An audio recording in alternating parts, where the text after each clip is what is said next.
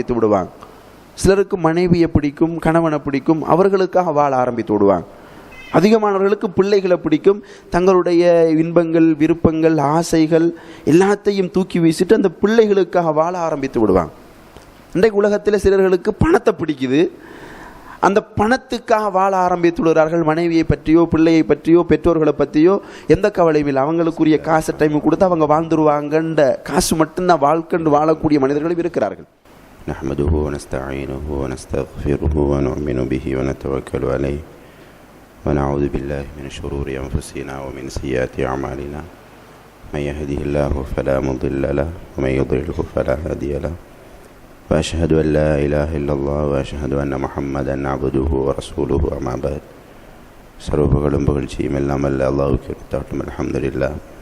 அல்லாஹ்வுடைய ஸலவாத்தும் ஸலாமும் பெருமானார் ஸல்லல்லாஹு அலைஹி வஸல்லம் அவர்கள் மீதும், அவருடைய குடும்பத்தார்கள், கிளையார்கள், தோழர்கள், முஸ்லீம்கள், மோமீன்கள், நம்மவர்கள் எல்லோரும் மீதும் நாளை மறுமை வர உண்டாக வேண்டியதன் பின்னால், அன்புக்குரிய ஈமானிய உறவுகளே, தாய்மார்களே, சகோதரிகளே, அல்லாஹுடைய அருள்மிக்க மாதமான ரமலானுடைய மாதத்தை அடைந்து அதனுடைய பகல் காலங்களில் நோன்பு நோற்று இரவு காலங்களிலும் வணக்க வழிபாடில் ஈடுபட்டு அல்லாஹுடைய மாளிகையில் அவனுடைய மார்க்கத்தை கற்றுக்கொள்ள வேண்டும் என்ற நல்ல நோக்கோடு இந்த இடத்திலே ஒன்று கூடியிருக்கிறோம். முதலில் வல்ல ரஹ்மான் எங்களுடைய எண்ணங்களை தூய்மைப்படுத்தி இஹ்லாஸானதாக ஆக்கி வைப்பதோடு நம்முடைய வாழ்வில் நாம் செய்யக்கூடிய சுன்னத்தான, ஃபர்லான, குறிப்பாக இந்த ரமதான் மாதத்தில் செய்யக்கூடிய சுன்னத்தான, ஃபர்லான அத்துணை வணக்கங்களை ஏற்றுக்கொண்டு அவற்றின் குறைகளை நிரப்பி முழுமையான கூலிகளை வழங்க வேண்டும் என்று பிரார்த்தித்தவனாக, அன்புக்குரிய தாய்மார்களே, சகோதரிகளே, இன்றைய இந்த நிகழ்வினுடைய தலைப்பாக பெண்களும் குடும்ப பொறுப்பும் என்ற ஒரு தலைப்பிடப்பட்டிருக்கிறது. அல்லாஹு தஆலா இந்த உலகத்தில் ஆண் வர்க்கம், பெண் வர்க்கம் என்று இரண்டு வர்க்கத்தை படைத்து அதில் ஒரு வர்க்கத்தினுடைய பிறப்பு உலகத்திற்கு சுப செய்தி என்று சொல்லுகிறான் என்றால் அது இந்த தாய் குலத்தினுடைய பிறப்பைத்தான் சொல்லுகிறான். வைதா புஷ்யர அஹதுஹும் பில் உன்ஸா வல்ல வஜ்ஹுஹு முஸ்வத்தா. ஜாஹிலியா கால சமூகத்தில் அவங்க ஆண் மனநிலை கொண்டவர்களாக இருந்தார்கள். ஏன்னா அவங்களுடைய வாழ்க்கையில் பிரதானமாக போர் இருந்தது. அவனுடைய வாழ்க்கையில் வாழ்வாதாரத்தை அடைந்து கொள்வதற்கு சண்டை பிடிச்சுத்தான் அடையணும் என்றிருந்தது. பாலைவன சமூகம், அங்கே விவசாயம் இல்லை. எனவே வர்த்தகர்களுடைய வர்த்தக பொருட்களை பறித்து வழிப்பறி செய்து சாப்பிடணும். குடிநீர் இல்லை, எனவே குடிநீருக்கு போராடணும். சாதாரணமாக சின்ன சின்ன விஷயங்களுக்கெல்லாம் பல ஆண்டு காலங்கள் போர் செய்கிற சமூகம் ஜாஹிலிய சமூகம். எனவே அவர்களுக்கு வீரம் மிக்க போர் செய்யக்கூடிய ஆண்கள் தேவையாக இருந்தார்கள். பெண்கள் அவங்களை பாதுகாப்பதற்கென்று தங்களை பலவீனப்படுத்தும் நினைத்தார்கள். ஒரு அறிவு கட்டாத ஒரு சிந்தனை. இப்படியான இந்த சிந்தனை இருந்த ஒரு சில கோத்திரங்கள் பெண் குழந்தை பிறந்தவுடனேயே உயிரோடு புதைத்தார்கள். ஏனென்றால் அந்த பெண் குழந்தை ஆம்பளை பிள்ளை இருந்தால் தான் அவர் வாரிசு உடையவர் என்று நினைச்சாங்க. பெண் பிள்ளை பிறந்துட்டுன்னு சொன்னால் அவமானமாக நினைத்தார்கள். அல்லாஹ் சொல்கிறான், வைதா புஷ்யர அஹதுஹும், அவர்களுக்கு சுப செய்தி சொல்லப்பட்டால். என்ன செய்தி? உங்களுடைய பிள்ளை பெண் குழந்தை என்ற சுப செய்தி அவர்களுக்கு சொல்லப்பட்டால். இப்போ உலகத்திற்கு ஒரு சுப செய்தி பெண் குழந்தை கிடைப்பது என்பது சொல்லப்பட்டால் வல்ல வஜ்ஹுஹு முஸ்வத்தா, அந்த ஜாஹிலியா கால மக்களுடைய முகம் அப்படியே கருத்து போயிருமாம், கவலையால், அவமானத்தினால் என்று அல்லாஹுடைய அருள்வரை சொல்கிறது. இப்போ உலகத்திற்கு ஒரு சுப செய்தி பெண் குழந்தை கிடைப்பது என்பதும், இந்த தாய்க்குலம் என்பது உலகில் ஆண்களுக்கு கிடைத்த ஒரு வரம் என்றும் தான் அருள்மறையும் அல்லாஹுடைய மார்க்கும் எங்களுக்கு சொல்லுகிற செய்தி. இப்படி உலகத்தின் சுப செய்தியாகவும் சுபசோகனமாக இருக்கக்கூடிய ஒரு தாய், ஒரு பெண்ணினுடைய சமூக வகிபாகங்கள், பாத்திரங்கள் வெவ்வேறானது. எப்படி ஒரு ஆண் தந்தையாக, ஒரு ஆண் சகோதரனாக, குடும்ப தலைவனாக, இப்படி ஒரு ஆண் சமூகத்தில் தன்னுடைய பாத்திரம் வகிக்கிறாரோ, அதுபோல் ஒரு பெண்ணும் சமூகத்தில் ஒரு தாயாக, மனைவி, சகோதரி, வீட்டின் பொறுப்புதாரி, பிள்ளைகளில் முதல் ஆசான், குடும்ப உறுப்பினர், சமூக பொறுப்பு வாய்ந்த அங்கத்தவர் என்று ஒரு பெண்ணும் இந்த சமூகத்தில் அங்கம் வகிக்கிற பாத்திரங்கள் இன்னும் நிறைய இருக்கிறது. எனவே அப்போ ஒரு பெண்ணாக இந்த இடத்தில் இருக்கக்கூடிய நாம் வகிக்கக்கூடிய பாத்திரங்கள் இதில் 1 2 அல்ல, நிறைய பாத்திரங்கள் வரும். ஒரு தாயாக, மனைவியாக, சகோதரியாக, ஒரு குடும்பத்தின் உறுப்பினராக, ஒரு சமூகத்தின் அங்கத்தவராக என்று எங்களுடைய பாத்திரங்கள் ஏதோ ஒரு வகையில் 2 3 பாத்திரங்கள், சிலர் இது எல்லாத்துக்குள்ளேயும் வாராக்களும் இருப்போம். எனவே எங்களுடைய அந்த வகிபாகங்கள் அதிகரிக்க ஒவ்வொரு வகிபாகத்துக்கும் என்று பொறுப்புகள் இருக்கும். தாய் என்று வருகிற பொழுது தாய்க்கென்று சொல்லி பொறுப்புகள் இருக்கும். மனைவி என்று வருகிற பொழுது மனைவிக்கென்று சொல்லி பொறுப்புகள் இருக்கும். வீட்டின் பொறுப்புதாரி என்று வருகிற பொழுது அந்த வீட்டுக்குள்ளால் இருக்கிற பொறுப்புகள் இருக்கும். அதே போல் பிள்ளைகளை கருவில் சுமந்து மடியில் மார்புல சுமந்து வளர்க்கக்கூடிய முதல் ஆசான் என்ற வகையில் அதில் பொறுப்புகள் இருக்குது எங்களுக்கு. குடும்ப உறுப்பினர், சாதாரணமாக ஒரு தாயும் குடும்ப உறுப்பினராக பொறுப்புகள் வரும், மனைவிக்கும் குடும்ப உறுப்பினராக பொறுப்பு வரும், அல்லது ஒரு சாதாரணமாக திருமணம் முடிக்காத ஒரு அங்கத்தவராக இருந்தாலும் குடும்ப ரீதியான பொறுப்புகள் வரும். அதே நேரம் இது எல்லாவற்றையும் சுமந்த அந்த நிலையோடு சமூகத்தின் அங்கத்தவன் என்ற அடிப்படையிலும் கடமைகள் பொறுப்புகள் எங்களுக்கு வரும். இப்படி நிறைய பொறுப்புகள் இருக்கிறது. சில மனிதர்கள் எப்படி சிந்திக்கிறாங்கன்னு சொன்னால், நாம் நம்மளோட சுதந்திரத்தை இதெல்லாம் பறிக்குதுன்னு நினைக்கிறாங்க. இந்த பொறுப்புகள் கடமைகள் என்று பேசுகிற விஷயமே அது பெண் சுதந்திரத்துக்கு எதிரானது என்று சிந்திக்கிறாங்க. இதே பொறுப்புகளும் கடமைகளும் ஆண்களுக்கும் இருக்குது. அவர் ஒரு தந்தையாக, அதே போல் ஒரு கணவனாக, வீட்டில் உள்ளவர்களின் பொறுப்புதாரியாக, வீட்டுக்கு பொறுப்புதாரியாக பெண், வீட்டில் உள்ளவர்களின் பொறுப்புதாரியாக ஆண், ஒரு குழந்தையின் வழிகாட்டியாக, குடும்ப உறுப்பினராக, சமூக உறுப்பினராக, உழைக்கக்கூடியவராக ஆணுக்கும் நிறைய பொறுப்புகள் இருக்கும். பாதுகாப்பு என்ற விடயத்தில் பொறுப்பு ஆணுக்குரியது. இப்படி பெண்களுக்கு இல்லாத சில பொறுப்புகள் ஆண்களுக்கும், ஆண்களுக்கு இல்லாத சில பொறுப்புகள் பெண்களுக்கும் இருக்கும். இப்போ இதே மனநிலையோடு ஆண்களும் சிந்தித்தால் இதெல்லாம் நம்முடைய சுதந்திரத்தை பறிக்குது. இதெல்லாம் அந்த ஃபெமினிசம், பெண்ணியல்வாதம் பேசக்கூடியவர்களுடைய சிந்தனை. இன்று படிக்கிறோம்னு சொல்லி பல்கலைக்கழகங்கள் படிக்கணும், சமூகத்துடைய சேவைகள் செய்யணும், இது மார்க்க கடமை.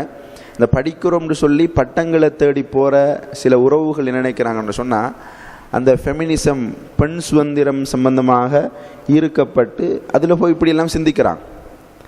சரி, இப்போ இந்த நான் சொன்ன இந்த வகையான இந்த பொறுப்புகள் எல்லாத்தையும் முதல் நாங்கள் அது என்னுடைய கடமை என்று உணரணும். ஏன் கடமை என்று உணரணும் என்றால், இந்த உலகத்திற்கு நான் வாழ வந்தவன் அல்ல. இந்த உலகம் நாங்கள் விரும்புகிறதை செய்கிற, நாங்கள் சுதந்திரமாக வாழ்வதற்காக வந்த இடம் இல்லை என்ற எங்களுடைய அடிப்படை நம்பிக்கை கோட்பாட்டில் உள்ள விஷயத்தை நாங்கள் நம்பணும். உலகம் நாங்கள் நிரந்தரமாக வாழ வந்த இடம் இல்லை. இந்த உலகம் நாங்கள் விரும்புகிறதை செய்கிறதுக்காக இங்கே வரலன்றதை நாங்கள் ஏற்றுக்கொள்ளணும். முதல்ல அதை நாங்கள் எங்களுடைய உள்ளத்தில் ஆழமாக நம்பணும். நம்பினா தான் இதெல்லாம் என்ற பொறுப்புண்ட உணர்வு எங்களுக்கு வரும்.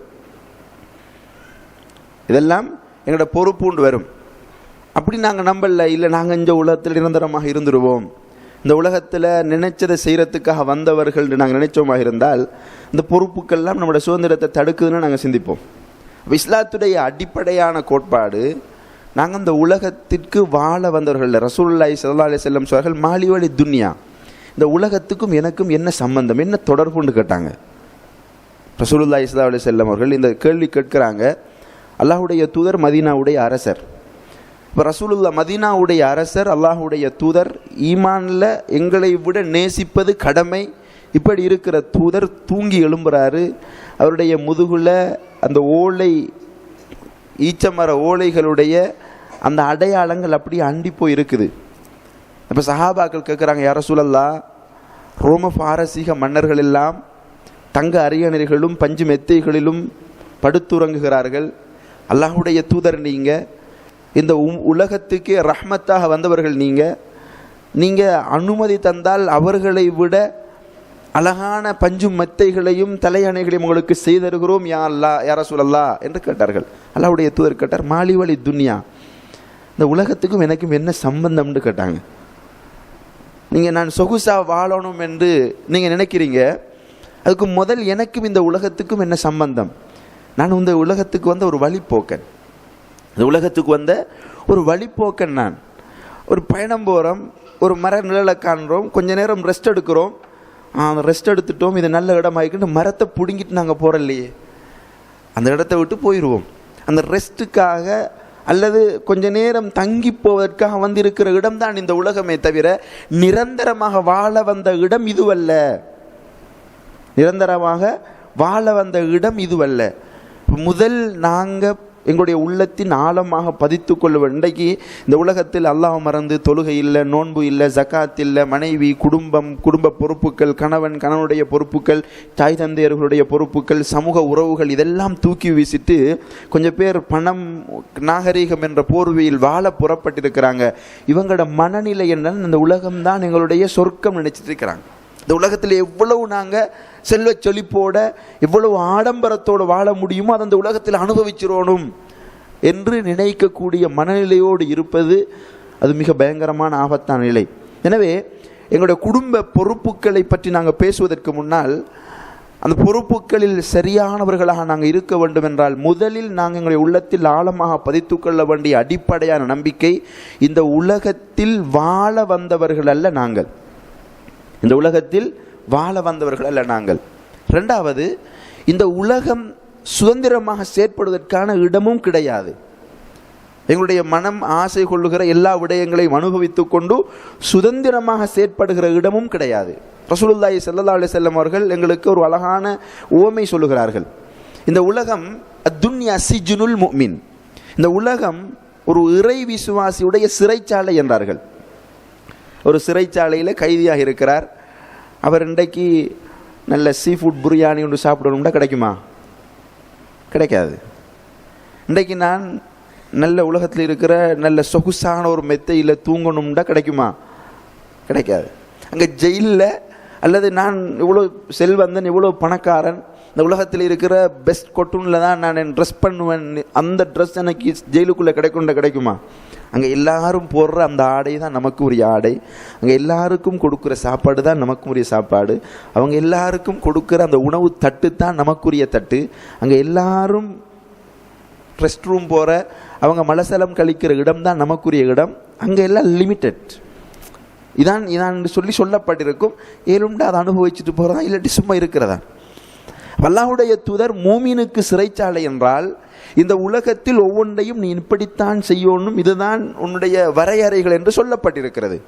அந்த வரையறைகளை சரியாக பேணி வாழ்கிற பொழுது சில நேரம் ஜெயிலில் இருக்கிறவர் அந்த வரையறையை சரியாக பேணி சட்டத்திட்டங்களை நேர்த்தியாக வாழ்கிற பொழுது என்னெல்லாம் சுதந்திரமான குறை நல்ல கைதுன்னு சொல்லி விடுதலை கிடைக்கும். அதுபோல இந்த உலகத்தில் ஒரு சிறைச்சாலை என்றால் இறைவனுடைய சட்ட திட்டங்களுக்கு அமைவாக வாழ வந்தவர்கள் நாங்கள். இந்த சட்ட திட்டங்களுக்கு அமைவாக எங்களுடைய வாழ்க்கை அமைக்கிற பொழுது நாங்கள் அல்லாஹ்விடத்தில் மறுமையில் நிரந்தர உலகில், இது டெம்பரரி, நிரந்தர உலகில் சுதந்திரமாக வாழ்வதற்கான அத்துணை சௌபாக்கியங்களையும் எங்களால் பெற முடியும். இந்த ரெண்டு தத்துவமும் எங்களுடைய மரணத்தோடு உடைஞ்சிரும். இந்த உலகத்தில் நிரந்தரமாக வாழ வந்தவர்கள் அல்ல என்பதை நாங்கள் இந்த உலகத்தில் நம்பி வாழணும். எங்களுடைய மௌத்தோட நிரந்தர வாழ்க்கைக்கு நாங்கள் போகிறோம். இங்கே சுதந்திரமாக வாழ வந்தவர்கள் அல்ல, இறைவனுடைய சட்ட திட்டத்திற்கு அமைவாக வாழ வந்தவர்கள். எங்களுடைய மௌத்தோட எங்களுடைய சுதந்திரமான வாழ்க்கை ஆரம்பிச்சிடும். அல்லாஹ் சொல்லுகிறான், சுதந்திரமான வாழ்க்கை என்பது இந்த உலகத்தில் இருக்கிற சுதந்திரம் அல்ல. அல்லாஹ் சுவர்க்கத்தை பற்றி சொல்லுகிற பொழுது வலக்கும் ஃபீஹா மா தஷ்தஹி அன்ஃபுசுக்கும், உங்களுடைய மனசு எதெல்லாம் ஆசை கொள்ளுதோ அதெல்லாம் உங்களுக்கு இருக்குது. எப்படியெல்லாம் நீங்கள் கற்பனை செய்கிறீங்களோ அதை விட பெஸ்ட்டானது கிடைக்கும் உங்களுக்கு. நிரந்தர வாழ்க்கையில் சுதந்திரமான வாழ்க்கையில் நாங்கள் கற்பனை செய்கிறதுல பெஸ்ட்டானது எங்களுக்கு கிடைக்கும். நாங்கள் அனுபவிக்கிற ஒரு கனி வர்க்கம் என்றால் அப்பிள் இதான் இதில் சுவை என்று நாங்கள் ஒரு முன் அனுபவத்தோடு அதை நாங்கள் கடிக்கிறோம்னு சொன்னால் அந்த சுவையை விட சிறந்த ஒரு சுவை அங்கே இருக்கும்.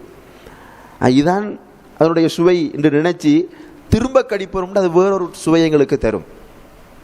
அப்போ எங்களுடைய சுதந்திரத்துக்கு அப்பாற்பட்ட இன்பங்கள் கொண்டது சுவர்க்கம். வரையறை இல்லாதது சுவர்க்கம், நிரந்தரமானது சுவர்க்கம், மறுமையுடைய வாழ்க்கை. எனவே இந்த உலகத்தில் எங்களுடைய பொறுப்புகளையும் கடமைகள் நாங்கள் எப்போ சரிவர நிறைவேற்றுவோம் என்றால் இந்த அடிப்படை தத்துவத்தை நாங்கள் புரிஞ்சு கொள்ளணும். இந்த உலகத்திற்கு வாழ வந்தவர்கள் கிடையாது, நாங்கள் இந்த உலகத்தில் சுதந்திரமாக செயற்பட வந்தவர்களும் கிடையாது. இந்த உலகம் சொற்பகாலமானது, இறைவனுடைய சட்டத்திட்டங்களுக்கு அமைவாக வாழ வந்திருக்கிறோம்.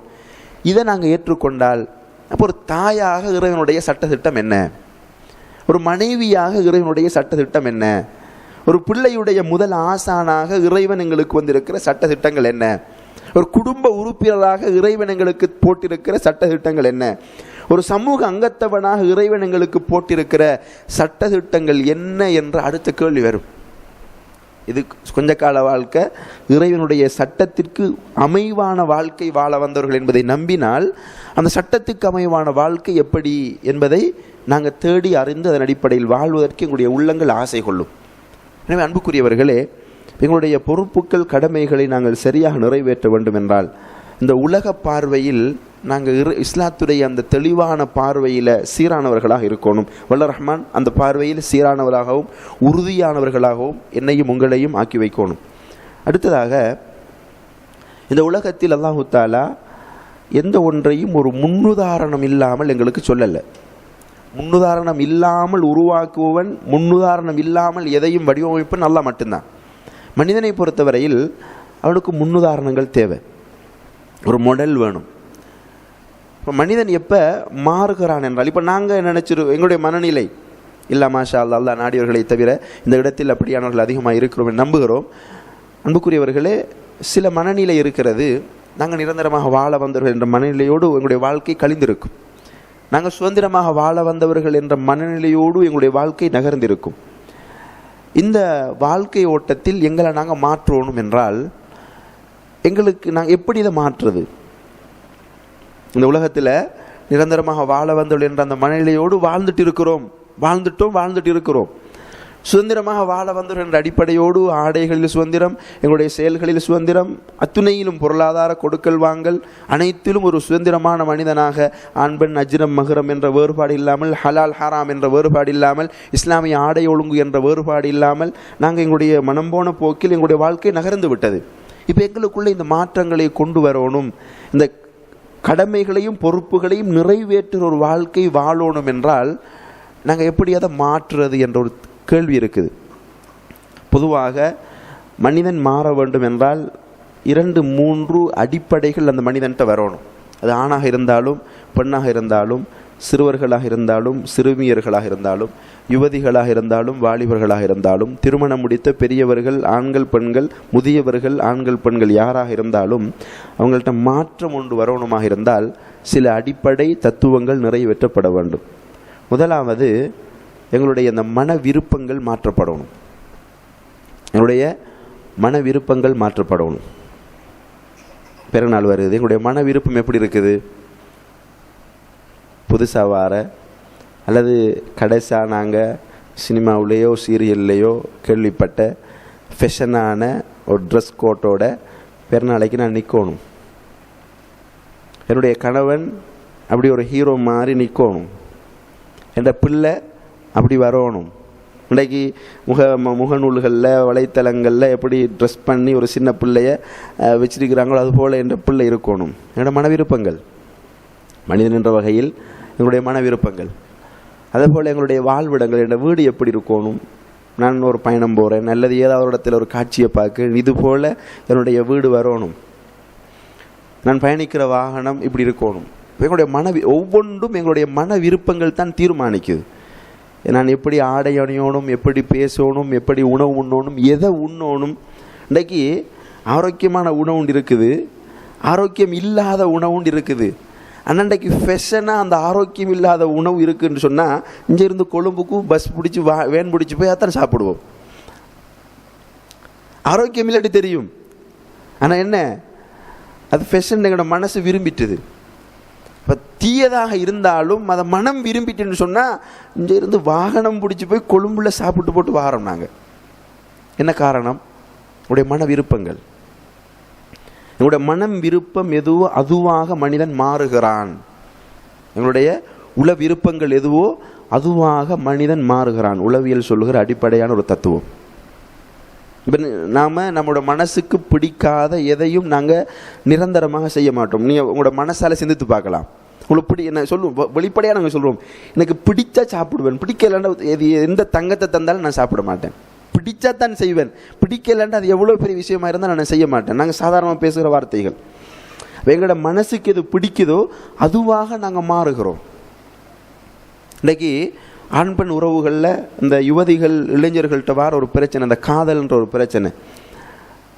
ஒரு வாலிபனை மார்க்க வரம்புகள் தாண்டி அனைத்தையும் தாண்டி ஒரு பிள்ளைக்கு பிடிச்சிட்டுன்னு சொன்னால் அங்கே தன்னுடைய தாய், தந்தை, சகோதரன், சகோதரி, தன்னுடைய மார்க்கம், தன்னுடைய ஒழுக்கம், தான் கடைப்பிடித்து வந்த கல்ச்சர் எல்லாமே அங்கே ஜீரோவாகுது. ஏன் ஜீரோவாகுது? தனக்கு எதை பிடிக்குதோ அதுக்காக வாழ ஆரம்பித்து விடுகிறாள் அல்லது வாழ ஆரம்பித்து விடுகிறான். இங்கே சுற்றி இருக்கிற எல்லாமே அவருக்கு ஒரு பிம்பமாகத்தான் தெரியும், கணக்கில்லை. ஏன்? தனக்கு மனசுக்கு பிடிக்குது, அதுவாக அந்த மனிதன் மாறிவிடுகிறான். அதுவாக அந்த மனிதன் மாறிவிடுகிறான். சிலருக்கு உம்மா அப்பாவை பிடிக்கும், சிலருக்கு தாயை மட்டும் பிடிக்கும், அந்த தாய்க்காக வாழ ஆரம்பித்து விடுவாங்க. சிலருக்கு தந்தையை பிடிக்கும், தந்தைக்காக வாழ ஆரம்பித்து விடுவாங்க. சிலருக்கு மனைவியை பிடிக்கும், கணவனை பிடிக்கும், அவர்களுக்காக வாழ ஆரம்பித்து விடுவாங்க. அதிகமானவர்களுக்கு பிள்ளைகளை பிடிக்கும், தங்களுடைய இன்பங்கள், விருப்பங்கள், ஆசைகள் எல்லாத்தையும் தூக்கி வீசிட்டு அந்த பிள்ளைகளுக்காக வாழ ஆரம்பித்து விடுவாங்க. இன்றைக்கு உலகத்தில் சிலர்களுக்கு பணத்தை பிடிக்குது, அந்த பணத்துக்காக வாழ ஆரம்பித்து விடுகிறார்கள். மனைவியை பற்றியோ, பிள்ளையை பற்றியோ, பெற்றோர்களை பற்றியோ எந்த கவலையும் இல்லை. அவங்களுக்குரிய காசு டைம் கொடுத்து அவங்க வாழ்ந்துருவாங்கன்ற காசு மட்டும்தான் வாழ்க்கண்டு வாழக்கூடிய மனிதர்களும் இருக்கிறார்கள். அப்போ எங்களுக்கு எதை ரொம்ப பிடிக்குதோ அதுவாக நாங்கள் மாறி விடுகிறோம். ரைட். இப்போ நாங்கள் எங்களுக்கு பிடிக்கிறத அதுவாக நாங்கள் மாறுறோம். அந்த மாற்றம் எப்படி நிகழும் என்றால் நாங்கள் பின்பற்றுகிற முன்மாதிரிகளுக்கு ஏற்பதான் அந்த மாற்றம் நிகழும். இப்படி வாழணும்னு ஆசை, இப்படின்றது ஒரு முடல் ஒன்று இருக்குத்தானே. அப்போ நாங்கள் பின்பற்றுகிற முன்மாதிரிகளுக்கு ஏற்பதான் அது மாறும். எங்களுடைய உள விருப்பங்கள் மாறணும். அந்த உள விருப்பங்கள் நாங்கள் பின்பற்றுகிற முன்மாதிரிகளுக்கு ஏற்ப மாற்றம் அடையும். அதனால் நான் சொன்னேன், எங்களோட வீடு இப்படி இருக்குன்னு ஒரு முன்மாதிரியை பார்த்துட்டோம், என்னோட உள விருப்பம் மாறுது. இப்போ அந்த வீட்டை மாறி ஒரு வீட்டை அமைக்கிறதுக்கு ஆசைப்படுறோம். இப்போ எங்களுடைய உள விருப்பங்கள் மாறணும். அந்த விருப்பங்கள் நாங்கள் பின்பற்றுகிற முன்மாதிரிகளுக்கு ஏற்ப மாறணும். அப்போ இஸ்லாத்தை பொறுத்தவரையில் அந்த உளவியல் தத்துவத்தின் அடிப்படையில் எங்களுக்கு எல்லா விஷயத்திற்கும் முன்மாதிரியை சொல்லி தந்திருக்கு. அல்லாஹ்வுடைய தூதர் ஸல்லல்லாஹு அலைஹி வஸல்லம் பற்றி சொல்கிற பொழுது குர்ஆன், லகத் கான லகும் ஃபீ ரசூலில்லாஹி உஸ்வத்துன் ஹஸனா. ரசூலுல்லாஹி ஸல்லல்லாஹு அலைஹி வஸல்லம் அவர்கள் தன்னை பற்றி சொல்கிற பொழுது, லா யுமினு அஹதுக்கும் ஹத்தா அகூன அஹப்ப இலைஹி மின் வாலிதிஹி வ வலதிஹி வன்னாஸி அஜ்மஈன். குர்ஆன் சொல்லுகிற பொழுது உங்களில் ஒருவருக்கு குல் இன் கான ஆபாவுக்கும் வ அபுனாவுக்கும் வ இஹ்வானுக்கும் வ அஷீரத்துக்கும் வ அஸ்வாஜுக்கும் வ அம்வாலுன் இக்தரஃப்துமுஹா வ திஜாரத்துன் தக்ஷவுன கஸாதஹா. எங்களுடைய விருப்பங்களை குர்ஆன் சொல்லுது.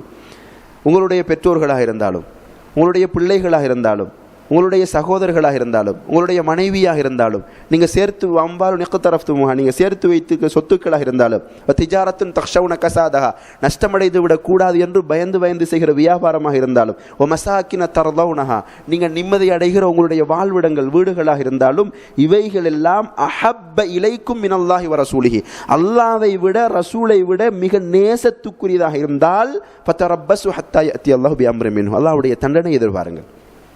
அல்லாஹ் இங்கே என்ன செய்கிறான்? என்னுடைய உள்ள விருப்பம் டிசைன் பண்ணப்படுது.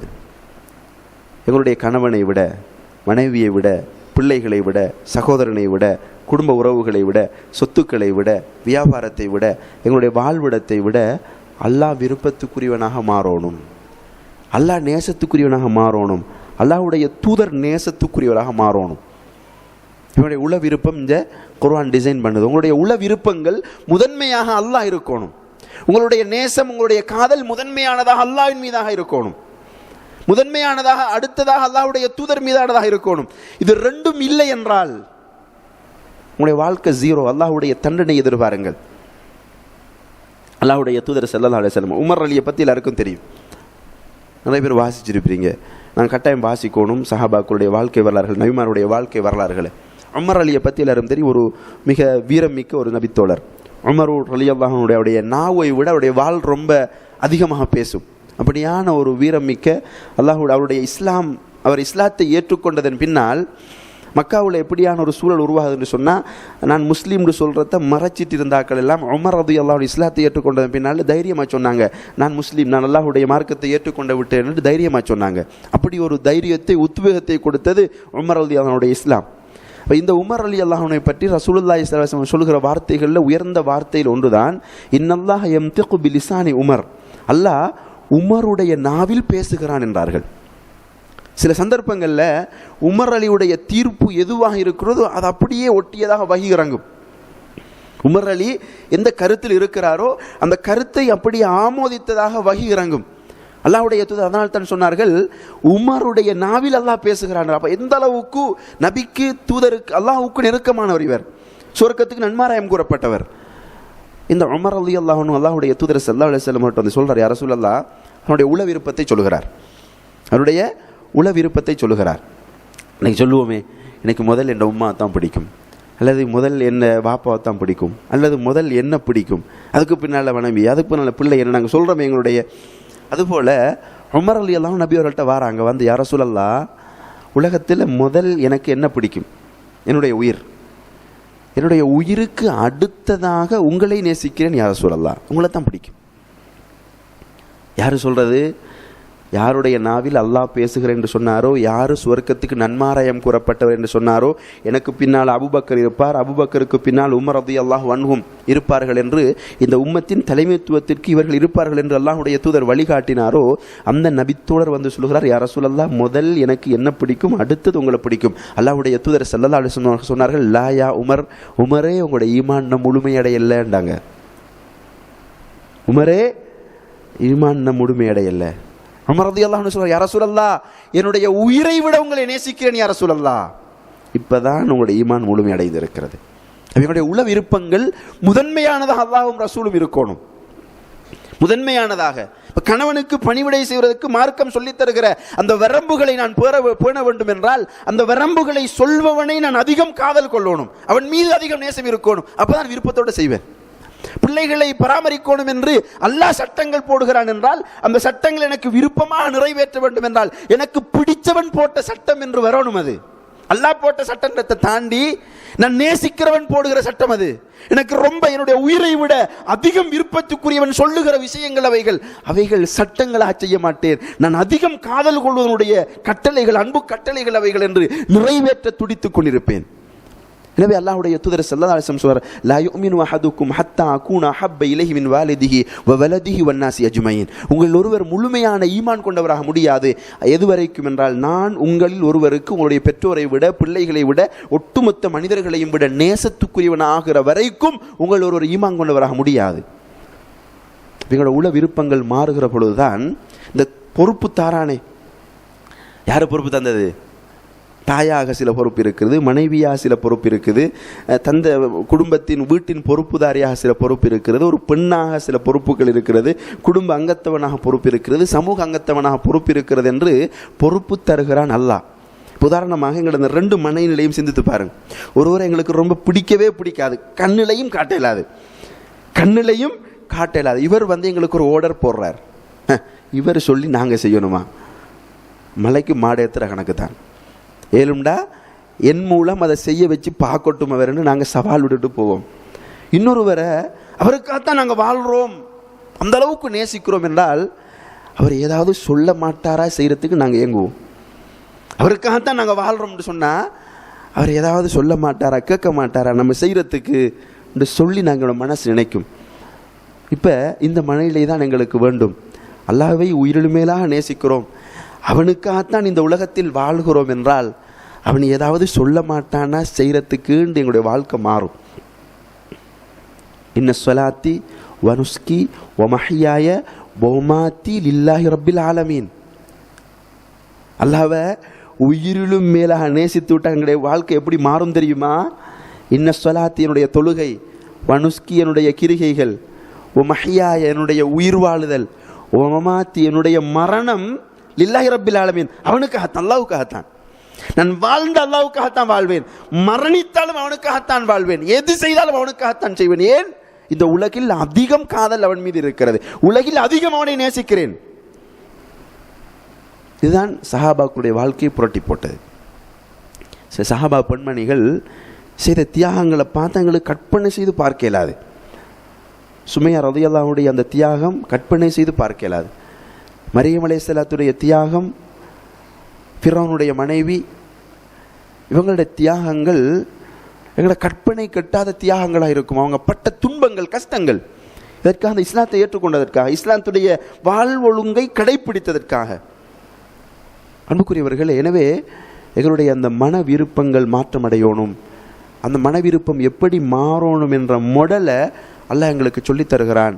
லக்கது கானலக்கும், பொதுவான மொடல், லக்கது கானலக்கும் ஃபி ரசூலில்லாஹி உஸ்வத்துன் ஹஸனா, அல்லாஹ்வுடைய தூதர் தான் உங்களுக்கான முன்மாதிரி.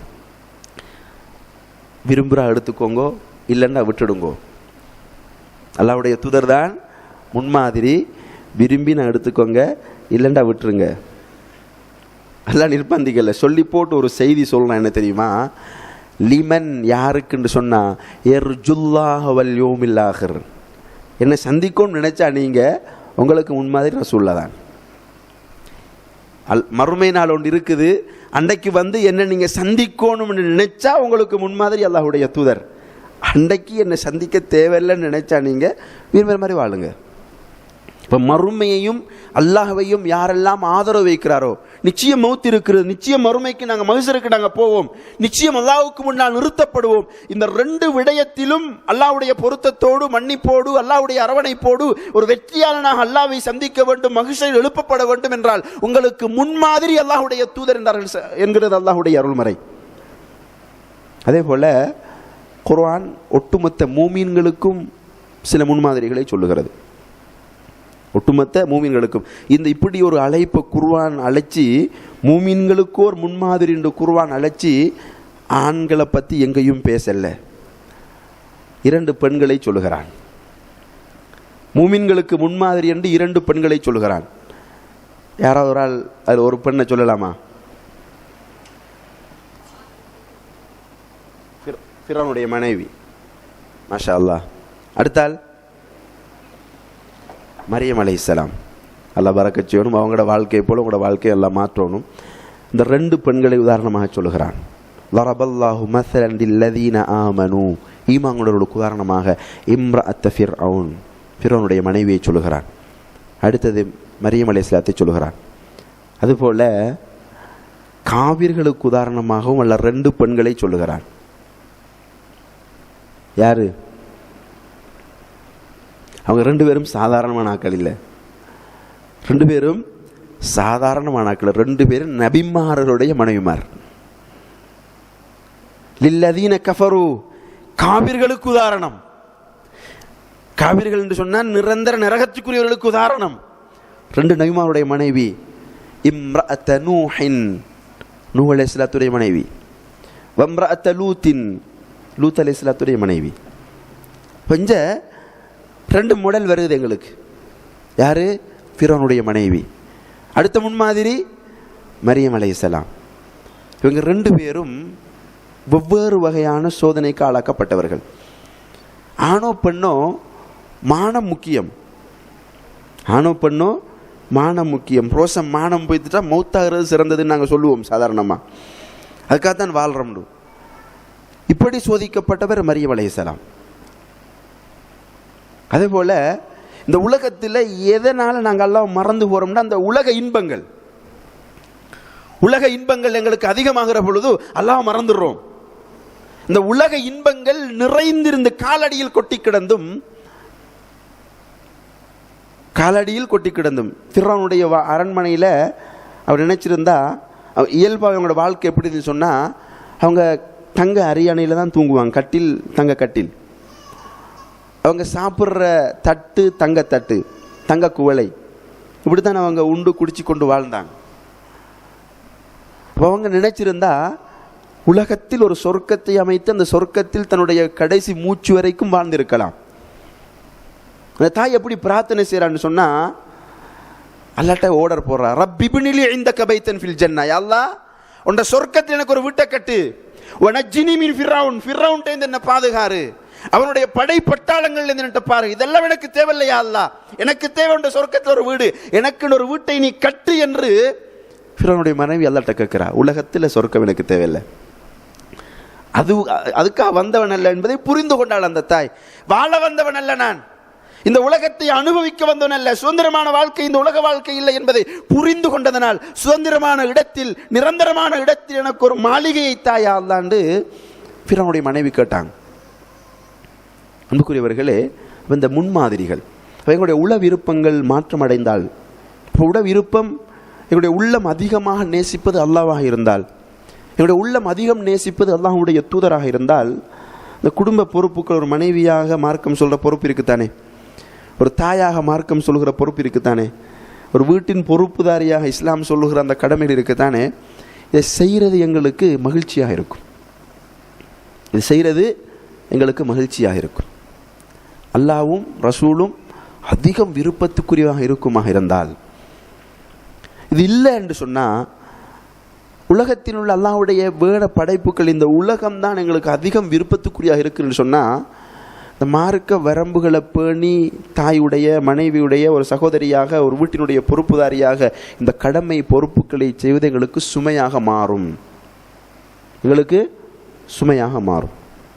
எனவேதான் அடிப்படை எங்களுடைய வாழ்வில் எங்களுடைய மாற்றம் ஏற்பட வேண்டும் என்றால் அடிப்படை தத்துவம் என்னுடைய உள விருப்பங்கள் மாறணும். அந்த விருப்பம் அல்லாஹ்வாக, ரசூலாக இருக்கணும், உயிரிலும் மேலாக. என்னுடைய அதைத்தான் நாங்கள் சுருக்கமாக சொல்கிறோம். ஒவ்வொரு தொழுகையிலையும் அல்லாஹ்விட்ட வஜ்ஜகத்துன்னு சொல்லி உறுதிமொழிகிறோம். இன்ன ஸலாத்தி, அல்லாஹ் என்னுடைய தொழுகை, வனுஸ்கி என்னுடைய கிரிகைகள், ஒ மஹியா என்னுடைய வாழ்க்கை, ஒமாத்தி என்னுடைய மரணம் எல்லாம் நான் அதிகம் நேசிக்கிற உனக்காகத்தான் யா அல்லாஹ். என்னுடைய வாழ்க்கை உனக்காகத்தான். இந்த வாழ்க்கையில் உண்ட விருப்பம் எதுவோ அதுக்காகத்தான் நான் வாழ்கிறேன். உன்னோட விருப்பம் எதுவோ அதுக்காகத்தான் நான் வாழ்கிறேன். உள விருப்பங்கள், அந்த விருப்பங்கள் நாங்கள் பின்பற்றுகிற முன்மாதிரி, அல்லாஹ்வுடைய தூதர் எங்களுக்கு முன்மாதிரி என்று சொல்லுது. எனவே அவர்கிட்ட இருந்து தான் நாங்கள் முடல் எடுக்கணும், அவர்கிட்ட இருந்து தான் முடல் எடுக்கணும். அந்த முடலை அடிப்படையாக கொண்டு எங்களுடைய வாழ்க்கை அமைகிற பொழுது இந்த குடும்ப பொறுப்புகள் எங்களுக்கு ஒரு காலமும் சுமையாக மாறாது. அதே நேரம் இஸ்லாம் சொல்லுகிற, குர்ஆன் காட்டி தருகிற அடுத்த 2 முன்மாதிரிகள், கட்டாயம் ஃபிர்அவுனுடைய மனைவியுடைய வாழ்க்கையை நாங்கள் படிக்கணும். ஃபிர்அவுனுடைய மனைவியுடைய வாழ்க்கையை நாங்கள் கட்டாயம் படிக்கணும். இந்த உலகத்தில் ஒரு சொர்க்க வாழ்க்கையை அனுபவிக்க கிடைத்தும் அதை தூக்கி வீசிட்டு ஒரு நரகமாக தன்னுடைய வாழ்க்கை மாறும் என்ற தெரியும் அவங்களுக்கு. ஃபிர்அவுனை பற்றி தெரியும். ஃபிர்அவுன் எப்படியானால், ஒருவன் வந்து சொல்கிறான், ஒரு பிள்ளை பிறக்க போகுது, அந்த பிள்ளை அவனுடைய ஆட்சி அதிகாரத்தை அழிக்கும்னு சொன்னான். உடனே என்ன கட்டளை, இந்த நாட்டில், இந்த ஊரில் பிறக்கிற எல்லா ஆண் குழந்தையும் பிறந்தோடனே கொலை செய்யுங்க. ஒவ்வொரு தெருவுலையும் தன்னுடைய பாதுகாவலை நிப்பாட்டினான், ஒவ்வொரு வீட்டு வாசல்லையும் தன்னுடைய இராணுவத்தை நிப்பாட்டினான். பிள்ளை பொறுவதா ஆம்பளை பிள்ளையா உடனே கொலை செஞ்சான். அந்த அளவுக்கு கொடூரமானவன், அந்த அளவுக்கு கொடூரமானவன் ஃபிர்அவுன். இப்படி தன்னுடைய அதிகாரத்திற்கு அவமானம் ஏற்படுகிற பொழுது இப்படி செய்ய துணிந்தவன், தான் கடவுள் என்று சொல்லிக் கொண்டிருந்தவன், தன்னை தூக்கி வீசிட்டு இன்னொருவரை கடவுளாக எடுக்கப் போகிறாள் என்று மனைவி என்று தெரிந்தால் எப்படியான ஒரு நரக வாழ்க்கை அமையும் என்று அந்த ஃபிர்அவுனுடைய மனைவிக்கு தெரிந்திருந்தது. அந்த காலத்தில் கொடுக்கப்படுகிற வேதனைகளில் மிக பயங்கரமான வேதனை, கழுத்து, கால், கைகள் எல்லாம் சுருக்கமாக கட்டப்பட்டு ஒரு மரப்பெட்டியில் அடைக்கப்பட்டு கொடுக்கப்படுகிற வேதனை மிக கொடூரமான வேதனையாக இருந்தது. அந்த வேதனை ஃபிர்அவுனுடைய மனைவி அனுபவித்தாள். அந்த வேதனை ஃபிர்அவுனுடைய மனைவி அனுபவித்தாள்.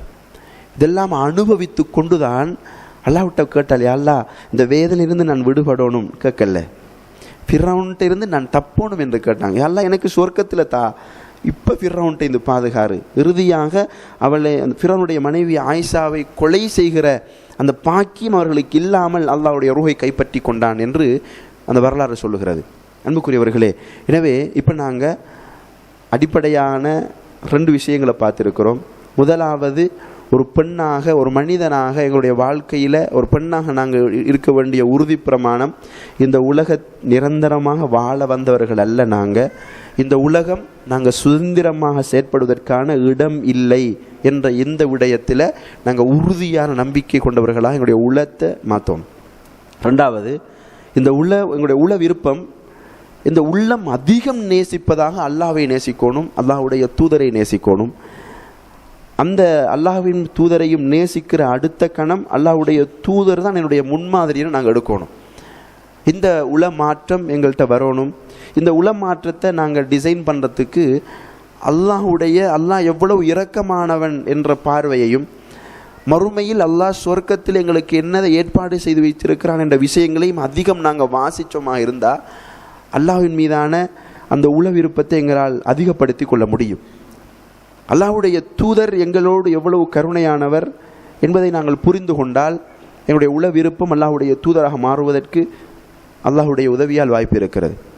எனவே தூதர் முன்மாதிரி, இந்த ரெண்டு விஷயத்தோட குர்ஆன் ஒரு ரெண்டு வரலாற்றை எங்களுக்கு சொல்லுகிறது. ஒன்று, குடும்ப பொறுப்புகளை சரியாக நிறைவேற்றுகிற அந்த விடயத்திற்கு வழிகாட்டுதலாக. நேரம் சுருக்கமாக இருப்பதனால் சுருக்கமாக சில விடயங்களை ஞாபகப்படுத்துகிறேன்.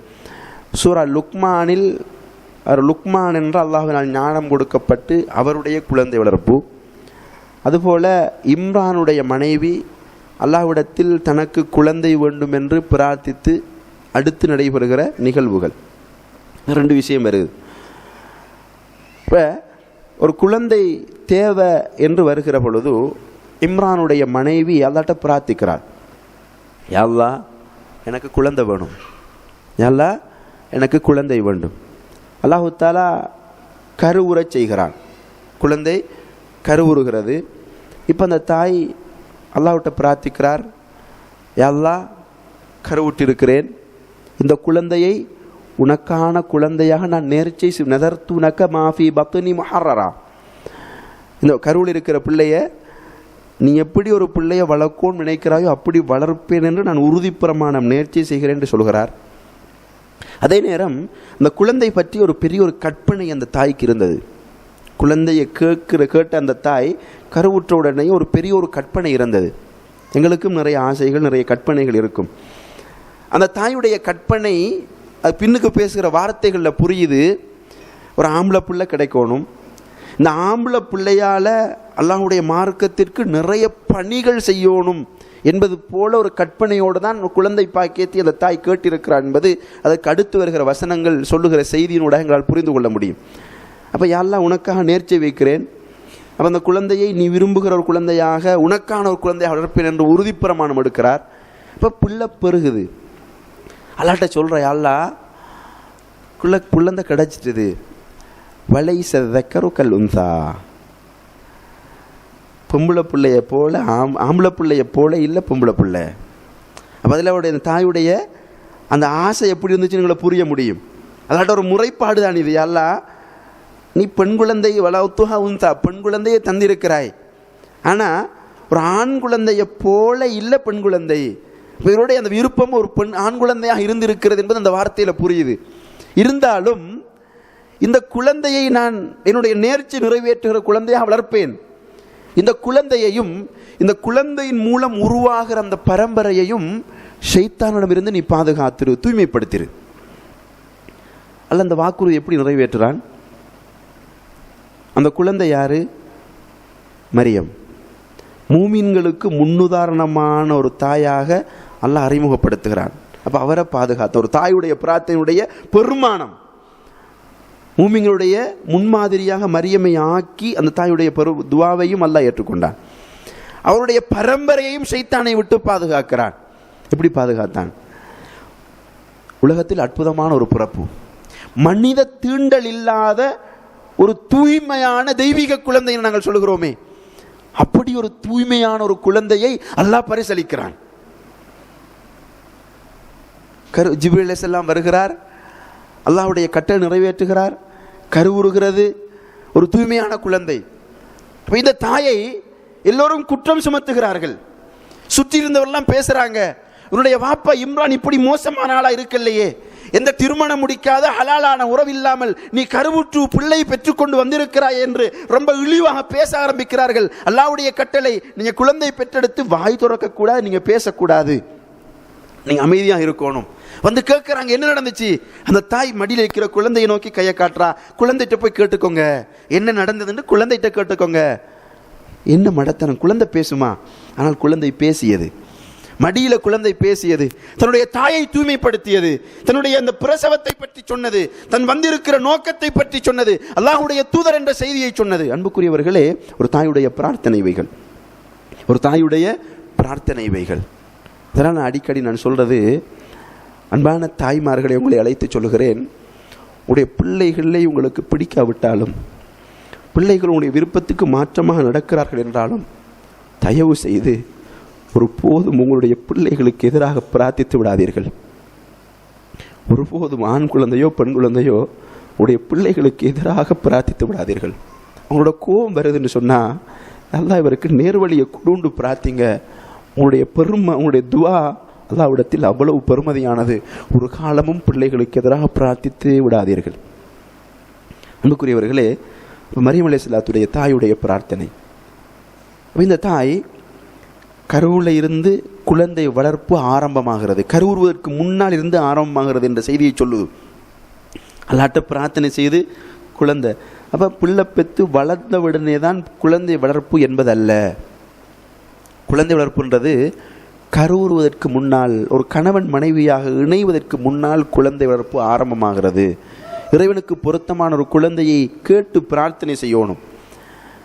எல்லாம் ஒரு சாலிகான ஒரு நல்ல குழந்தையை தாய் என்ற பிரார்த்தனையில் இருந்து குழந்தை வளர்ப்பு ஆரம்பமாகிறது என்ற செய்தி. கருவில் இருக்கிற பொழுது அந்த குழந்தையுடைய அந்த உணர்வுகள் மதிக்கப்பட வேண்டும், வடிவமைக்கப்பட வேண்டும் என்ற செய்தி.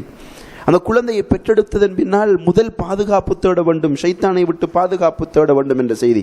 இந்த பிரார்த்தனைகளுக்கு பின்னால் அல்லாஹ் அந்த மரியமை ஃபஅம்பதஹா நபாத்தன் ஹசனா, இந்த நபாத் என்று சொல்றது விதைகள்.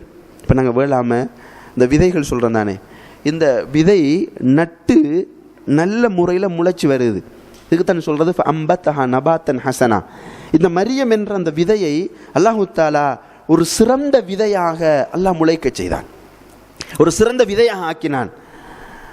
அப்போ இப்போ நாங்கள் எங்களுடைய பிள்ளைகளை ஏதோ ஒரு அல்லாஹ்வுடைய உதவியினால் நாங்கள் ஆரோக்கியமான குழந்தைகளாக, சிலபோடு சோதனையோடு இருக்கிற குழந்தைகளாக கருத்தரித்து பெற்றெடுத்து வளருகிற, தவழுகிற, ஓடுகிற, நடக்கிற, தோளிற்கு நிகராக வளர்கிற பிள்ளைகளாக நாங்கள் பெற்றெடுத்து வளர்த்து விட்டோம்.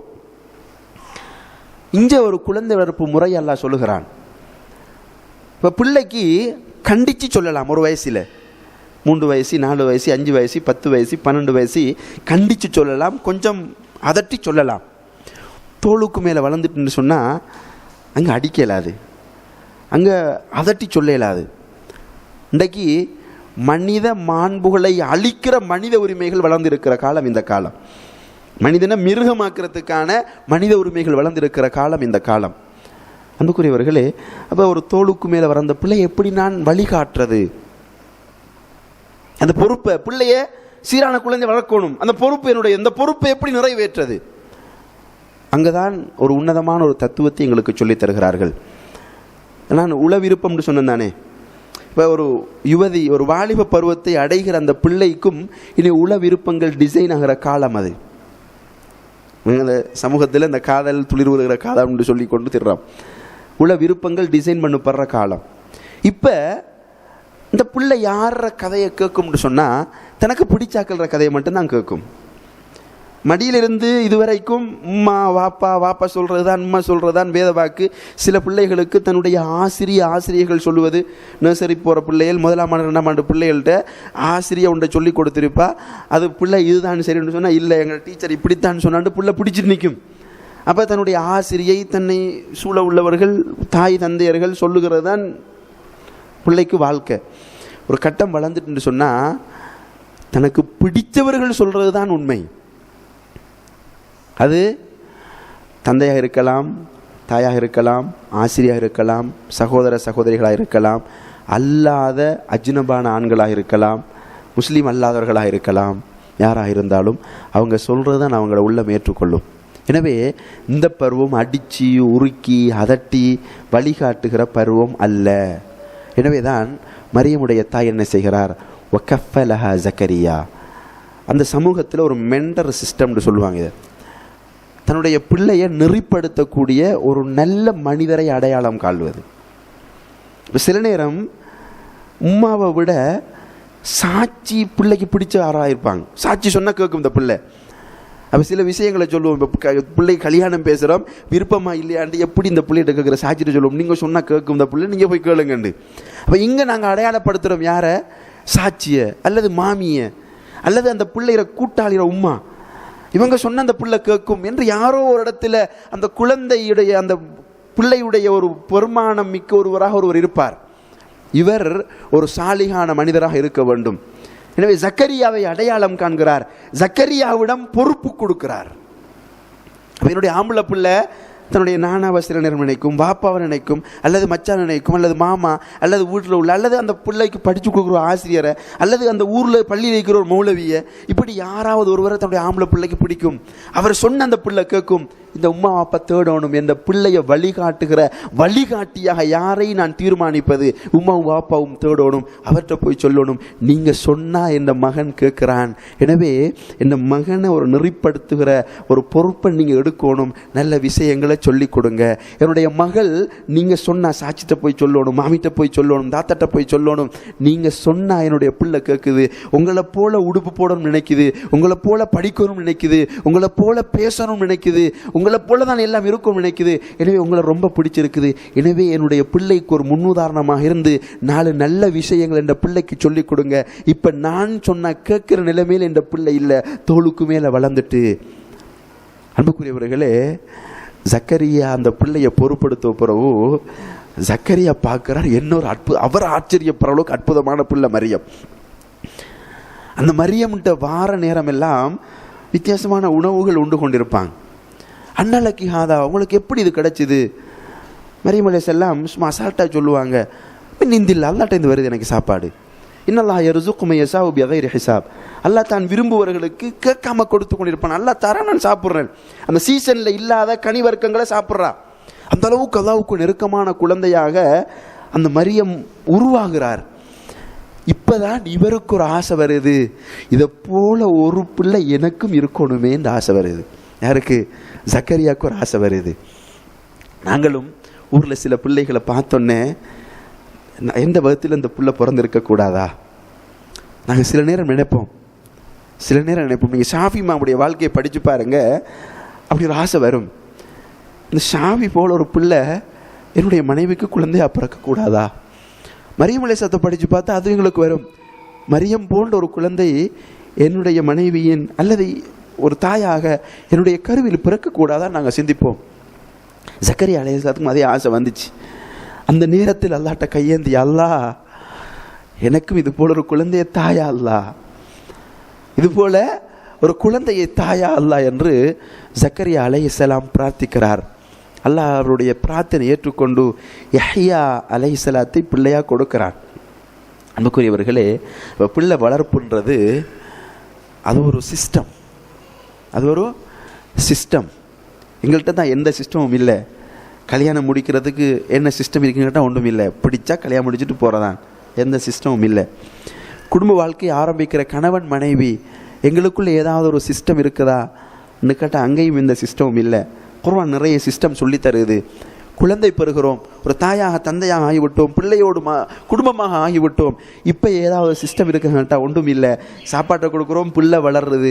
இன்றைக்கி சில நம்முடைய சமூகத்தில் நடக்கிற பாவங்களை பார்க்கிற பொழுது, சில இளைஞர்கள் சில யுவதிகள் பாதையோரங்களில் செய்கிற செயல்களை பார்க்கிற பொழுது நல்ல உள்ளங்கள் பேசிக்கொண்டு சொல்லும், பெத்து ரோட்டில் விட்டிருக்கிறார்கள், அது படுத்துகிற பாடு தாங்க முடியலன்னு பேசுகிற சமூகத்தில் வாழ்கிறோம். அவங்களோட என்ன, பெத்தெடுத்துட்டோம், சாப்பாட்டை கொடுப்போம், காசை கொடுப்போம், அந்த புள்ள வளரும் என்று நினைத்து கொண்டு இது இஸ்லாம் சொல்லுகிற குழந்தை வளர்ப்பல்ல. அன்புக்குரியவர்களே, முதலாவது அந்த மரியம் அலைஹிஸ்ஸலாத்துடைய அந்த பிறப்பும் வளர்ப்பையும் பற்றி நாங்கள் ஒவ்வொரு தாய்மார்களும் கட்டாயம் படிக்கணும், வாசிக்கணும். அது ஒரு தனி பயானாக பேச வேண்டிய ஒரு விஷயம். ரெண்டாவது, அல்லாஹ்வால் ஞானம் கொடுக்கப்பட்ட ஒரு மனிதர் என்று குர்ஆன் சொல்லுகிற மனிதர் லுக்மான். அல்லாஹ் ஞானம் கொடுத்தான். அந்த அறிவு ஞானம் ரெண்டுக்கும் வித்தியாசம் இருக்குது. நாங்கள் படித்து பட்டம் பெற்று ஸ்கூலுக்கு போய், நர்சரிக்கு போய், ஸ்கூலுக்கு போய், ஸ்காலர்ஷிப் எழுதி, ஓஎல் எழுதி, ஏஎல் எழுதி, யூனிவர்சிட்டிக்கு போய், காலேஜுக்கு போய் பட்டம் பெற்று மாஸ்டர் முடித்து பிஹெச்டி முடித்து வார அந்த டிகிரி எல்லாம் கற்று வருகிற அறிவு. இந்த ஞானம்னு சொல்றது அல்லாஹ் தஆலா அவன் விரும்புவர்களுக்கு கொடுப்பது ஞானம். அப்ப லுக்மானை சொல்லுகிற பொழுது வலக்கத் ஆத்தைனா லுக்மான் ஹிக்மா, லுக்மானுக்கு நாங்கள் ஞானத்தை கொடுத்தோம் என்று அல்லாஹ் சொல்கிறான். அல்லாஹ் ஞானம் கொடுத்தவருடைய ஒரு அற்புதமான மனிதராக இருப்பார். எனவே அவருடைய வாழ்க்கை எங்களுக்கு ஒரு முன்னுதாரணம். அவருக்கு ஒரு பிள்ளை கிடைக்குது. இன்றைக்கு நாங்கள் எங்களோட வீட்டை பிள்ளைகளுக்கு நல்லது கெட்டது சொல்லி கொடுக்கறத எப்போ நாங்கள் நினைக்கிறோம்னு சொன்னால், கொஞ்சம் பெருக்கட்டுமே, இப்போ தானே சின்ன பிள்ளை, கொஞ்சம் வளரட்டுமே, இப்போ தானே ஸ்காலர்ஷிப் படிக்குது, ஒரு ஓஎலுக்கு வரட்டுமே, இப்போ தானே ஓஎல் படிக்குது, ஏஎலுக்கு வரட்டுமே, இப்போ தானே ஏஎல் பிள்ளை கல்யாணம் முடிக்கட்டுமே, மேண்டு போய் கடைசியாக பிள்ளை நாங்களும் மௌத்தாகிறோம். கடைசி வரைக்கும் ஒன்றையும் சொல்லிக் கொடுக்கலாம், பாதுகாக்கணும். அப்போ லுக்மானை பற்றி சொல்லுகிற பொழுது லுக்மானுடைய முதல் உபதேசம் என்ன உபதேசம்? அவர் தன்னுடைய பிள்ளையை அழைக்கிறார். எப்படி அழைக்கிறார்? யா புனைய, அவனுடைய செல்ல மகன் என்று. கல்யாணம் முடித்த பிள்ளைய, தோளுக்கு மேலே வளர்ந்த பிள்ளைய செல்ல பிள்ளையன்று கட்டி அணைச்சி மடியில் முத்தம் விட்டு நாங்கள் வச்சிருக்கிறது அது இயல்பல்ல. இயல்புக்கு மாற்றமாக இருக்குது, ஆனால் இயல்பல்ல. அப்போ இயல்பு என்ன? ஒரு பிள்ளைய தூக்கி கொஞ்சி மடியில் வச்சு விளையாடுறன்னு சொன்னால் அதுக்குன்னு ஒரு வயசு இருக்குது. அப்போ இந்த வயசுல தான் அந்த லுக்மானுடைய பிள்ளை இருக்குன்றது தான் இந்த குர்ஆனுடைய அந்த அழைப்பு சொல்கிற செய்தி. யா புனைய, என்னுடைய செல்ல மகனேண்டு கொஞ்சி மடியில் வச்சு முதல் சொல்லி கொடுக்கிறார். லா துஷ்ரிக் பில்லா, அல்லாஹ்வுக்கு இணை வைக்காதே. இன்ன ஷிர்கல் அதுல்முன் அதீம், இணை வைத்தல் மிகப்பெரிய அநியாயம். இப்போ மடியில் வச்சு உம்மாண்டு கூப்பிடுங்க, வாப்பாண்டு கூப்பிடுங்க, நானாண்டு கூப்பிடுங்க, மாமின்னு கூப்பிடுங்கன்னு சொல்லி கொடுக்கறது எங்களோட வழக்கம். அல்லது 4 சினிமா பாட்டை வச்சு பாட்டு படித்து காட்டுங்க, டான்ஸ் ஆணி காட்டுங்கன்னு சொல்கிறது எங்களோட வழக்கம். சின்ன பிள்ளை தானே, அது இப்போ ஃபேஷன் ட்ரெஸ் அணிஞ்சு மாடர்ன் ட்ரெஸ்ஸில் பிள்ளைய விடுவோம்னு சொல்கிறது எங்களுடைய வழக்கம். எங்களோட பிள்ளை அந்த சின்ன பிள்ளைன்னு கருதுகிற அந்த வயசுக்குள்ள எந்த மார்க்கத்துடைய வரையறைகள் கட்டுப்பாடுகள் எதுவும் எங்கள்கிட்ட இல்லை. அது இப்போதான் சின்ன பிள்ளை, அழகாக பார்க்கணும், மாடர்னாக இருக்கணும், இதுதான் எங்களுடைய மனோநிலை. ஆனால் லுக்மான் என்ன செய்கிறார்? இந்த மார்க்கத்தில் இணை வைத்தல் ஒரு பெரிய ஒரு விஷயம். மடியில் வச்சு முதல் சொல்லி கொடுக்கிறார். மகனே, நீ இணை வச்சிடா, அல்லாஹ்வுக்கு இணை வைத்து விடாதே, சிறுக்கு செஞ்சிடாதே, அது உலகத்தில் மிக பெரும் அநியாயம் என்று சொல்கிறார். இதை நம்மட பிள்ளைய மயிலுக்கு தான் வந்துட்டார் பாடம் நடத்துறதுக்கு. இப்போ இதெல்லாம் சொல்லிக் கொடுக்குற வயசா? ஆனாவை சொல்லிக் கொடுங்க, ஆவண்ணாவை சொல்லுங்க, அது கொஞ்சம் ஸ்டைலாக ஏபிசி சொல்லிக் கொடுங்க, 1 2 இல்லை 1 2 3 சொல்லிக் கொடுங்கன்னு இதுகளை சொல்கிற காலம்தான். இதை பற்றி பாவத்தை பற்றி பேசுகிற வயசா? இப்போ பாவம் செய்தா அந்த பிள்ளை? நான் கேட்குறேன், என்ன பாவத்தை பற்றி இப்போ இந்த பிள்ளை பாவம் செய்தா? இதான் எங்களுடைய மனநிலை. ஆனால் லுக்மான் என்ன செய்கிறார்? மடியில் தூக்கி வச்சு மிக பெரும் பாவம் எதுவோ இணை வைக்காதேன்னு சொல்லி கொடுக்கிறார். அன்புக்குரியவர்களே, இந்த அடுத்த வசனத்தில் லுக்மானுடைய உபதேசம் கட்டாகுது. அல்லாஹ் பேசுகிறான். அதுக்கு அடுத்த வசனத்தில் தொடர்ந்து தொழுகையை பற்றி சொல்லிக் கொடுக்கிறார், பெரியவர்களுக்கு மரியாதை செய்கிற நிறைய விஷயங்களை சொல்லிக் கொடுக்கிறார். இப்போ இந்த இடத்துல ஒரு குழந்தை வளர்ப்பின் ஒரு உன்னதமான ஒரு விஷயம் சொல்லப்படுது. நீங்கள் சூரா லுக்மான் எடுத்து வாசிச்சு பாருங்க, 11வது அந்த 10வது வசனங்கள்லேருந்து ஆரம்பிக்கும். இப்போ லுக்மான் முதல் இணை வைப்பை பற்றி சொல்லிக் கொடுக்கிறார். அடுத்த வசனத்தில் அல்லாஹ் பேசுகிறான். அதுக்கு அடுத்த வசனம் தொடர்ந்து ஒரு 5-6 வசனங்கள் லுக்மான் அலைஹிஸ்ஸலாத்து உபதேசம் வருது. அப்போ இந்த விடயங்கள் தொடர்பாக சொல்லுகிற பொழுது முதல் வசனத்தில் அவர் அல்லாஹ்வை சொல்லிக் கொடுக்கிறார். முதல் வசனத்தில் அல்லாஹ். இன்றைக்கு நாங்கள் கவலைப்படுற ஒரு விஷயம், நாம் பெற்ற பிள்ளை என்ன மதிக்குதில்லை, நாம் பெற்ற பிள்ளை என்ன மதிக்குதில்லை. சமூகத்தில் உள்ளவர்கள், ஆசிரியர்கள் பாடசாலையில் கவலைப்படுறது, சமூகத்தில் உள்ள பெரியவர்கள் பாதையோரங்களை கவலைப்படுறது. இன்றைக்கு உருவாகி வர சமூகம் யாரையும் மதிக்குதில்லை. ஏதாவது பிள்ளை செஞ்சிட்டு இருக்கி சொன்னால் ரோட்டு ஓரத்துலேருந்து செஞ்சுட்டு இருக்கிறான். அப்பா பாதை ஓரத்தில் இப்படி செய்யப்படான்னு சொன்னால் நான் செய்வேன், உங்களுக்கு என்ன நர் ரோட்டில் வந்து செய்கிறான். அப்படியான காலமாக பெய்தது. யாருக்கும் நல்லது கெட்டது சொல்ல எழுதில்லை. அப்படியான ஒரு மோசமான ஒரு சமூகம் உருவாகி கொண்டு வருகிறது என்று எல்லோருடைய கவலை. அன்புக்குரியவர்களே, இந்த கவலைக்கு ஒரு தீர்வு தான் இந்த வசனம் சொல்லி தருகிற செய்தி. அவதானமாக கேட்டுக்கொள்ளுங்க. முதல், இறைவனுக்கு எது பிடிக்கும் பிடிக்காது என்று லுக்மான் சொல்லிக் கொடுக்கிறார். அல்லாஹ்வுக்கு மிக வெறுக்கிற பாவம் எது? இணை வைத்தல். அதை சொல்லிக் கொடுக்கிறார். எங்களோட பிள்ளைக்கு நாங்கள் முதல் அல்லாஹ்வுக்கு எது பிடிக்கும் எது பிடிக்காது, எதை செஞ்சால் அல்லாஹ் கிஃப்ட் தருவான், எதை செஞ்சால் சொர்க்கம் கிடைக்கும், எதை செஞ்சால் அல்லாஹ் இரக்கமாக இருப்பான் என்றதை நாங்கள் சொல்லிக் கொடுக்கணும். எதை செய்தால் அல்லாஹ் கோபப்படுவான், எதை செஞ்சால் அல்லாஹ்வுடைய கிஃப்ட் எங்களுக்கு கிடைக்காது, எது ஷைத்தானுடைய வேலைன்னு சொல்லி என் பிள்ளைக்கு பிரித்து சொல்லி கொடுக்கணும். இந்த பிள்ளைக்கு எங்களோட பிள்ளை அந்த 2, 3, 4 வயசில் எப்படி வளரணும் என்றால், ஒரு செயலை செய்ய போகுதுன்னு சொன்னால் இது ஷைத்தான செயலை டக்குன்னு விட்டுறணும். அந்த அளவுக்கு அந்த ஷைத்தானியத்தை வெறுப்பூட்டி பிள்ளையை வளர்க்கணும். இது அல்லாஹ்க்கு பிடிக்கும்னு சொன்னால் அதை விரும்பி அந்த பிள்ளை செய்யணும். அல்லாஹ் கிஃப்ட் தருவான், அல்லாஹ் நாங்கள் ஏதாவது கிஃப்ட் ஒன்று வாங்கி கொடுத்துட்டு இது அல்லாஹ் உங்களுக்கு தந்த கிஃப்ட், இதை விட சிறந்த கிஃப்ட் எல்லாம் வச்சிருப்பான்னு சொல்லி அந்த மோட்டிவேட் பண்ணி ஊக்குவிக்கிற வகையில் அல்லாஹ்க்கு பிடிச்ச செயல்களை செய்கிறதுக்கு நாங்கள் ஊக்குவிக்கணும். இது கட்டாயம் குழந்தை வளர்ப்பில் நாங்கள் கவனம் செலுத்த வேண்டிய முக்கியமான ஒரு விஷயம். அப்போ லுக்மான் அல்லாஹ்க்கு பிடிச்சது எது பிடிக்காதது எது என்று அல்லாஹ்வை அறிமுகப்படுத்துகிறார். நாங்கள் அல்லாஹ் பற்றி சொல்லிக் கொடுத்துருக்கோம் பிள்ளைக்கு? எங்களோட பிள்ளைக்கு அல்லாஹ் பற்றி எப்பயாவது சொல்லிக் கொடுத்துருக்குறோமா? இப்போ எங்களுக்குள்ள கேள்வி வரும், என் அம்மா எனக்கே சொல்லி தரல, நான் எப்படி என் பிள்ளைக்கு சொல்லிக் கொடுக்குறேன்? அன்புக்குரியவர்களே, முன்னோர்கள் அவங்களுக்கு அறிவு கட்டிய தூரம் எங்களை வளர்த்திருக்கிறார்கள். அவர்களுக்காக நாங்கள் பிரார்த்தனை செய்வோம். நம்முடைய பெற்றோர்கள் அவருடைய குழந்தை வளர்ப்பில் பிழை இருக்கும், குறைகள் இருக்கும்.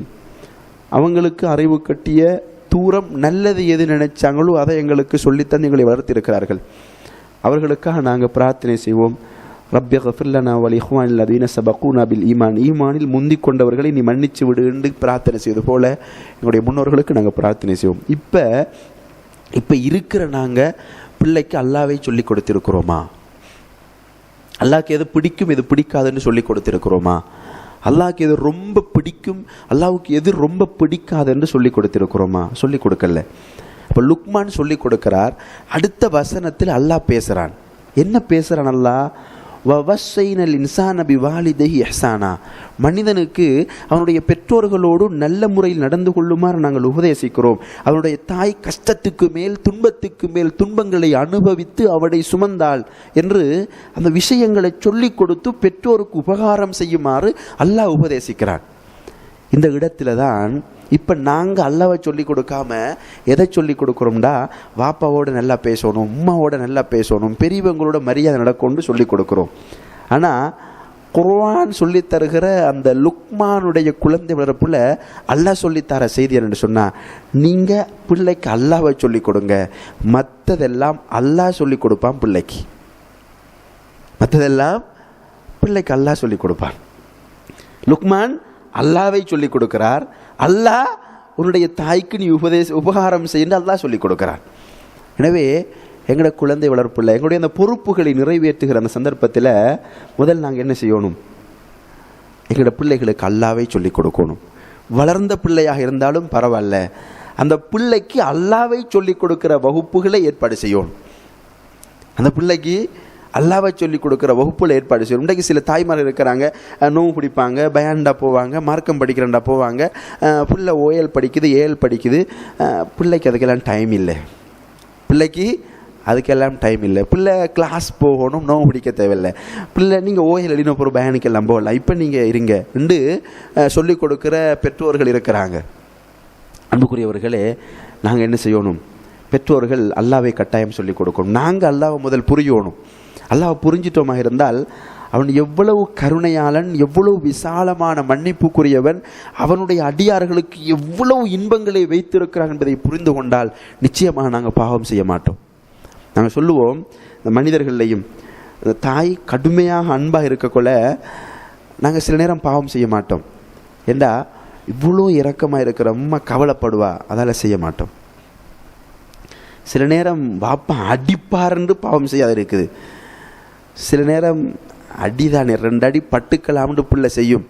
ஆனால் என் வாப்பா என்னோட இவ்வளோ இரக்கமாக இருக்கிறார், அந்த வாப்பாவை கவலைப்படுத்தப்பட நான் செய்யக்கூடாதுன்னு அந்த பிள்ளை அந்த அன்புக்கு அடிமை.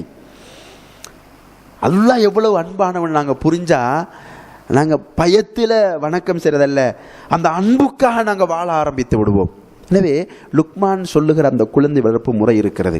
அன்புக்குரியவர்களே, நாங்கள் பேசுகிறேன்னு சொன்னால் ரொம்ப நேரம் நிறைய விடயங்களை பேசலாம். எனவே நாங்கள் அடிப்படையில் சொல்லித்தந்த அந்த 4-6 விடயங்கள் இந்த உரையில் சுருக்கமாக சொல்லியிருக்கிறேன். முதலாவது, அல்லாஹ் ஒரு தாயாக, மனைவியாக, சகோதரியாக, குடும்ப உறுப்பினராக, சமூக உறுப்பினராக எங்களுக்கு தந்திருக்கிற பொறுப்புகளை நான் சரியாக நிறைவேற்ற வேண்டும் என்றால் அடிப்படை 2 தத்துவங்கள் புரிஞ்சு கொள்ளணும்.